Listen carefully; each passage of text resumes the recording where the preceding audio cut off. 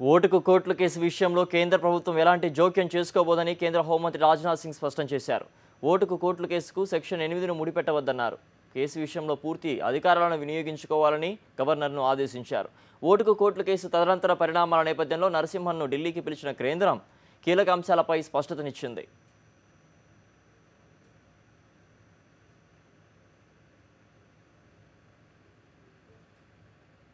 హస్తినలో governor busy. Telugu రాష్ట్ర రాజకీయ పరిణామాలపై కేంద్రానికి నివేదిక. ఓటుకు కోట్లు సెక్షన్ 8 పైనే కీలక చర్చ. కేసులో కేంద్రం జోక్యం చేసుకోబోదని రాజ్నాథ్ స్పష్టీకరణ. పూర్తి అధికారాలను స్వేచ్ఛగా వినియోగించుకోవాలని ఆదేశాలు. ఓటుకు కోట్లు కేసు పరిణామాలు రోజుకో మలుపు తిరుగుతున్న క్రమంలో గవర్నర్ను హస్తినకు పిలిపించుకున్న కేంద్రం కీలక అంశాలపై ఆరా తీసింది. కేంద్ర హోంమంత్రి రాజ్నాథ్ సింగ్తో పాటు పలు దఫాలుగా హోంశాఖ కార్యదర్శి గోయల్తో గవర్నర్ సమావేశమయ్యారు. ఓటుకు కోట్ల కేసును సెక్షన్ 8కి ముడిపెట్టి మాట్లాడడం సరికాదని, ఆ రెండింటికి పొంతన లేదని రాజ్నాథ్ వ్యాఖ్యానించారు. ఈ కేసు వ్యవహారాన్ని దర్యాప్తు సంస్థలు, న్యాయస్థానాలు చూసుకుంటాయని, దీనికి సంబంధించి మీ స్థాయిలోనే నిర్ణయాలు జరగాలని గవర్నర్కు స్పష్టత ఇచ్చారు. కేసు వ్యవహారంలో తెలంగాణ ప్రభుత్వం ఎంతవరకు ముందుకు సాగుతుందనే దానిపైన కూడా చర్చ జరిగింది. హైదరాబాద్లో శాంతి భద్రతలకు సంబంధించిన సెక్షన్ 8 అంశం ఇప్పుడెందుకు తెర మీదకు వచ్చిందని గవర్నర్ను ఆరా తీశారు.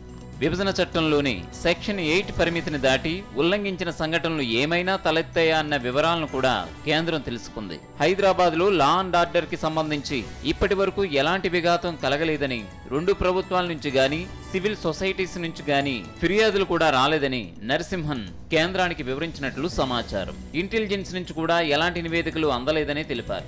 శాంతి భద్రతలకు విఘాతం కలిగిన పక్షంలో సెక్షన్ 8 ద్వారా తెలంగాణ మంత్రివర్గంతో సంప్రదించి గవర్నర్ తగిన నిర్ణయం తీసుకోవాల్సి ఉందని, అయితే ఆ పరిస్థితి ఇప్పటివరకు రాలేదని నరసింహన్ కేంద్రానికి తెలిపినట్లు సమాచారం.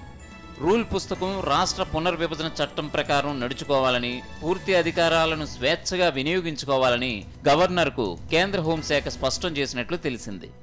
ఈ విషయంలో వెనక ముందు ఆలోచించాల్సిన అవసరం ఏమీ లేదని హామీ ఇచ్చినట్లు కూడా సమాచారం.